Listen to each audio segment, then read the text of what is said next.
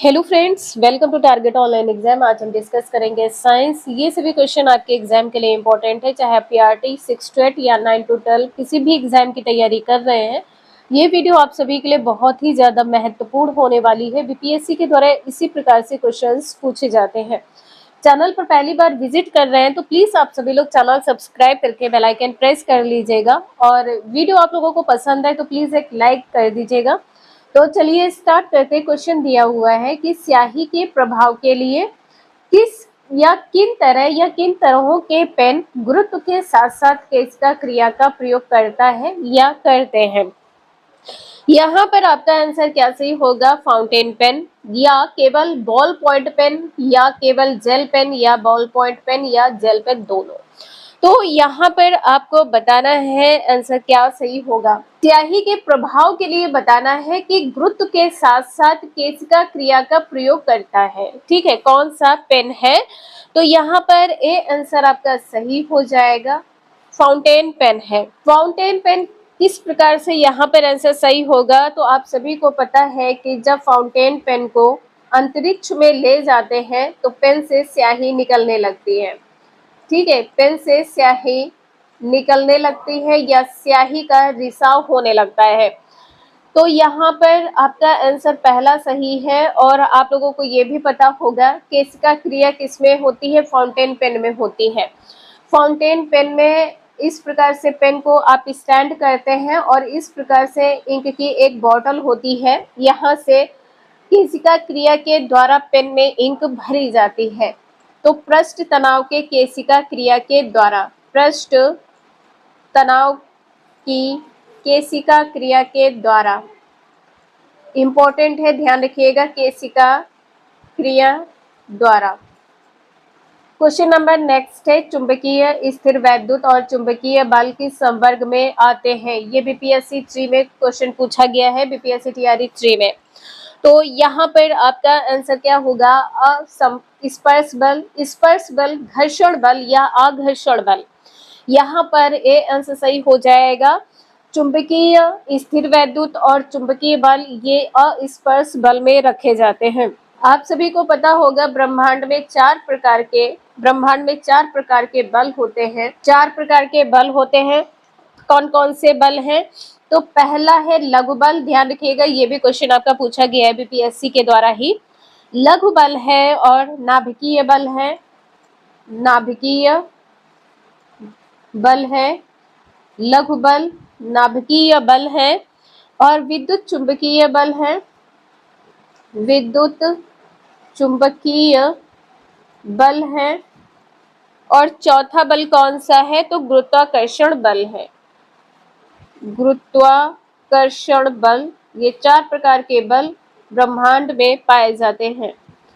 Next है, किसी कमानी का कमानी स्थिरांक किस पर निर्भर करता है? तो यहाँ पर बताना किस पर निर्भर करता है? केवल उसकी लंबाई, केवल उसके पदार्थ पर, उसकी लंबाई, उसके व्यास पर, उसकी मोटाई, उसके व्यास और पदार्थ पर। तो यहाँ पर देखिए, जो कमानी का स्थिरांक होता है तो कमानी की मोटाई, कमानी के व्यास, कमानी के पदार्थ पर निर्भर करता है। तो डी आंसर यहाँ पर आपका सही हो जाएगा। इसके बाद में क्वेश्चन नंबर नेक्स्ट है, हुक का नियम निम्नलिखित में से किसके लिए मान्य है? किसके लिए मान्य है ये बताना है। तो आपका आंसर क्या सही होगा? प्रतिबल तनाव वक्र का केवल समानुपातिक क्षेत्र है। जो प्रतिबल है यहाँ पर कहा गया है तनाव वक्र का केवल समानुपातिक क्षेत्र है। संपूर्ण प्रतिबल तनाव वक्र है, या प्रतिबल तनाव वक्र का संपूर्ण प्रत्यास्थ क्षेत्र है, या प्रतिबल तनाव वक्र के प्रत्यास्थ क्षेत्र के साथ साथ उसके सुघट्य प्लास्टिक क्षेत्र। सुघट्य को क्या कहते हैं? प्लास्टिक कहते हैं। तो जो आपका आंसर है ए सही हो जाएगा। प्रतिबल तनाव वक्र का केवल समानुपातिक क्षेत्र है। यहाँ पर ध्यान रखिएगा, प्रतिबल बटे विकृति बराबर में क्या होगा? बराबर में नियतांक होगा। ठीक है, नियतांक होगा। ये पूछा गया है तो ध्यान रखिएगा। और नियतांक यहाँ पर क्या होगा ये भी ध्यान रखिएगा। नियतांक यहाँ पर ई होगा। ई को कहते क्या है? इलास्टिसिटी कहते हैं। ई को यहाँ पर इलास्टिसिटी कहते हैं, इलास्टिसिटी कहते हैं, ध्यान रखिएगा। नेक्स्ट है, पृथ्वी से 2 किलोमीटर ऊपर उड़ते हुए किसी वायुयान से एक ईंट ऊर्ध्वाधर फेंकी जाती है, ईंट किस प्रकार से गिरेगी ये बताना है। स्थिर चाल से गिरेगी, स्थिर वेग से गिरेगी, स्थिर त्वरण के साथ गिरेगी, या कुछ समय तक स्थिर चाल से गिरेगी और फिर पृथ्वी के निकट आने पर स्थिर त्वरण से गिरेगी। तो देखिए यहाँ पर सी आंसर आपका सही हो जाएगा, स्थिर त्वरण के साथ गिरेगी या स्थिर त्वरण से गिरेगी। स्थिर त्वरण से किस प्रकार गिरेगी, किसके अधीन, तो ये ध्यान रखिएगा, किसके अधीन गिरेगी, तो गुरुत्वीय बल के अधीन, गुरुत्वीय बल के अधीन गिरेगी। और यहाँ पे ध्यान रखिएगा, जो ईंट का त्वरण होगा ये क्या होगा, ईंट का त्वरण जो होगा वो क्या है, जी है। और जी क्या होगा, जी स्थिर है, ईंट का त्वरण जी होगा और जी यहाँ पर क्या है, स्थिर है। तो सी आंसर यहाँ पर सही हो जाएगा। इसके बाद में क्वेश्चन नंबर नेक्स्ट है, किसी पिंड के संवेग परिवर्तन की दर किसके बराबर होती है। तो यहाँ पर क्या होगा, परिणामी ऊर्जा, परिणामी शक्ति, परिणामी बल या परिणामी आवेग किसके बराबर होगी, तो परिणामी बल के बराबर। संवेग, द्रव्यमान और वेग में आपसे संबंध पूछा गया था, तो यहाँ पे ध्यान रखिएगा P बराबर m इंटू वी। P यहाँ पर क्या है, संवेग है, m यहाँ पर क्या है, द्रव्यमान है, और v यहाँ पर क्या है, वेग है। तो इसे आप सभी लोग ध्यान रखिएगा, क्वेश्चन पूछा गया है।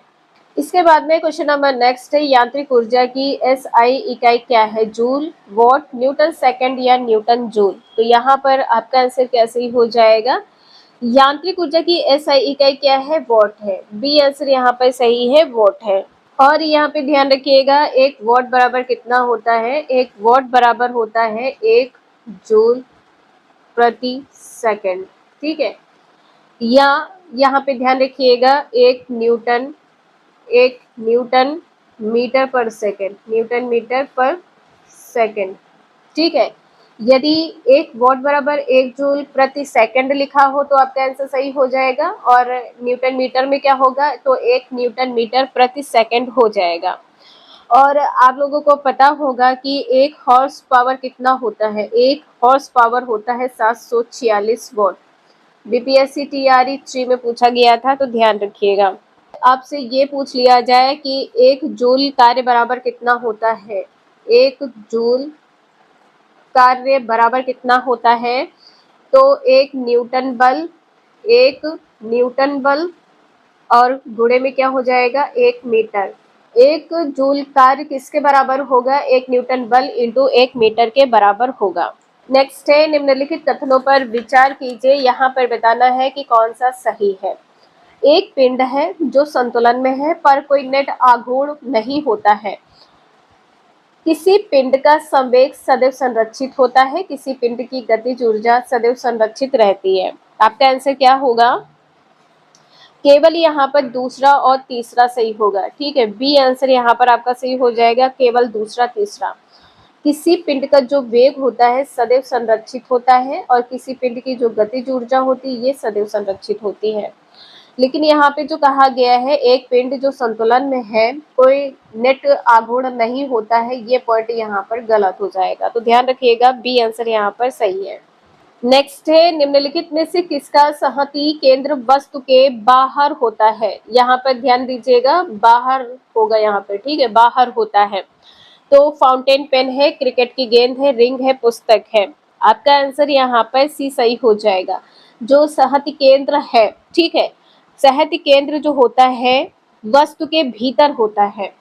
ठोस वस्तुओं का जो सहति केंद्र होता है, ध्यान रखिएगा, ठोस इंपॉर्टेंट क्वेश्चन है, ठोस वस्तुओं का सहति केंद्र जो होता है, सहति केंद्र कहाँ होता है, वस्तु के भीतर, ठीक है, वस्तु के भीतर होता है। जैसे यहाँ पर क्या हो जाएगा, जैसे यहाँ पे फाउंटेन पेन है, ठीक है, क्रिकेट की गेंद है, और यहाँ पर क्या हो जाएगा, पुस्तक भी, ठीक है। अब यहाँ पर जो रिंग है, ये रिंग यहाँ पर एक वलय होता है, रिंग क्या है, एक वलय है कुछ इस प्रकार से। तो जो खोखली वस्तु होती है, यहाँ पे ध्यान रखिएगा, खोखली जो वस्तु होती है, इसमें जो सहज केंद्र होता है ये कहाँ होता है? ये केंद्र बाहर होता है, वस्तु के बाहर होता है, ठीक है, बाहर। इंपॉर्टेंट है, 2 पॉइंट है, एग्जाम में पूछे जा सकते हैं। क्वेश्चन नंबर नेक्स्ट है, एक व्यक्ति है किसी घर्षण रहित क्षैतिज तल पर खड़ा है, इस धरातल पर एक निश्चित दूरी तक वह कैसे आगे बढ़ सकता है? तो यहाँ पर क्या होगा? छींक कर, कूद कर, दौड़ कर या लुढ़क कर। आपका जो आंसर है यहाँ पर डी सही हो जाएगा। देखिए यहाँ पर क्या कहा है कि किसी घर्षण रहित क्षैतिज तल पर खड़ा है और धरातल पर एक निश्चित दूरी तक वह आगे बढ़ना चाहता है, या आगे कैसे बढ़ेगा?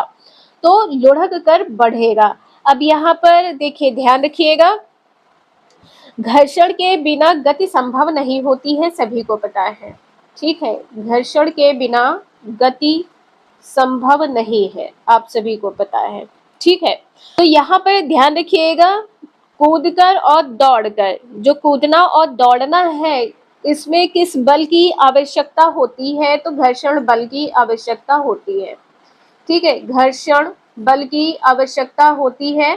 क्वेश्चन में क्या कहा है कि घर्षण रहित, जिसमें घर्षण ना हो, ठीक है, घर्षण के बिना आप लुढ़क कर आगे बढ़ सकते हैं, ठीक है, इसे ध्यान रखिएगा, घर्षण के बिना लुढ़क कर आगे बढ़ सकते हैं, लेकिन घर्षण की आवश्यकता किसमें होगी? तो कूदने में और दौड़ने में।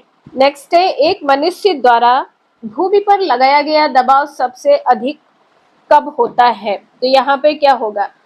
भूमि कुछ इस प्रकार सी है, यहाँ पर एक व्यक्ति खड़ा हुआ है और यहाँ पर भूमि पर दबाव लगाएगा तो क्या होगा?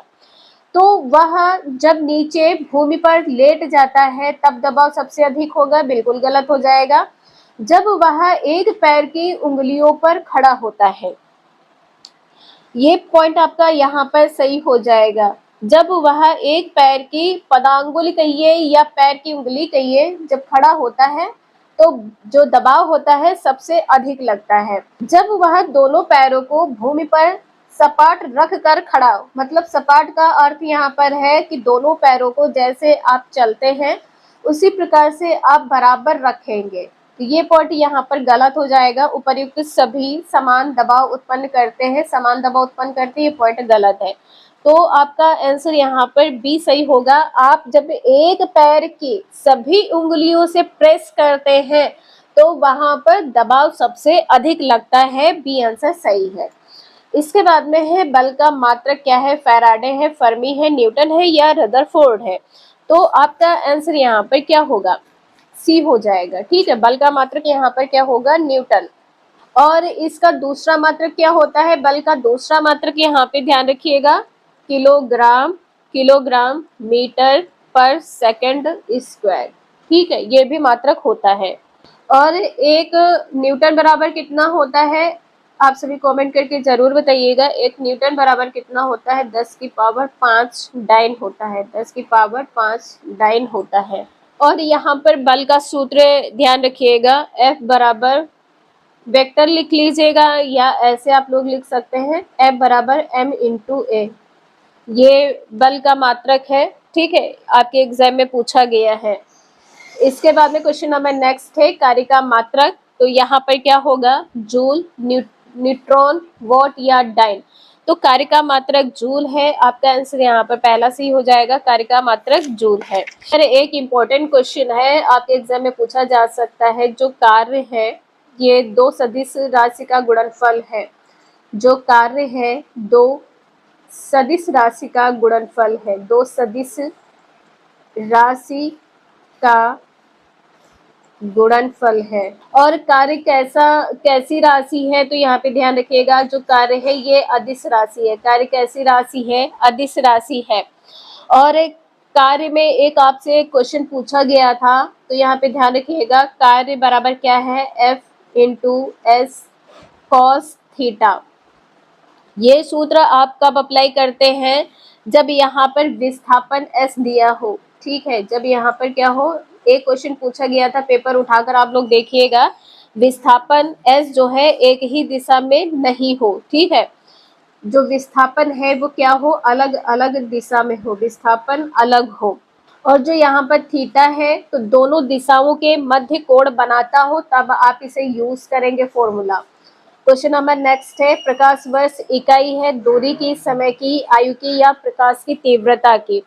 तो यहाँ पर आपका आंसर क्या सही हो जाएगा, प्रकाश वर्ष दूरी की इकाई है, ठीक है। और एक प्रकाश वर्ष होता कितना है, तो एक प्रकाश वर्ष यहाँ पर क्या हो जाएगा, एक प्रकाश वर्ष यहाँ पर क्या हो जाएगा, 9.46 गुणे में 10 की पावर 15 मीटर। आपका आंसर यहाँ पर सही है, ध्यान रखिएगा। आगे क्वेश्चन यहाँ पर देख सकते हैं कि एक पारसेक तारों संबंधी दूरियां मापने का मात्रक बराबर है किसके, किसके बराबर है, 4.25 प्रकाश वर्ष के या 3.25 प्रकाश वर्ष के या 4.50 प्रकाश वर्ष के या 3.05 प्रकाश वर्ष के। देखिए यहाँ पर जो आपका आंसर है वो बी सही हो जाएगा, ठीक है, 3.25 प्रकाश वर्ष के बराबर है। एक पारसेक बराबर कितना होता है, यहाँ पे ध्यान रखिएगा, एक पारसेक बराबर होता है 3.08 गुणे 10 की पावर 16 मीटर के, ठीक है। एक पारसेक कितने प्रकाश वर्ष के बराबर है, तो 3.26 प्रकाश वर्ष के बराबर है, ठीक है, 3.26 प्रकाश वर्ष के बराबर है।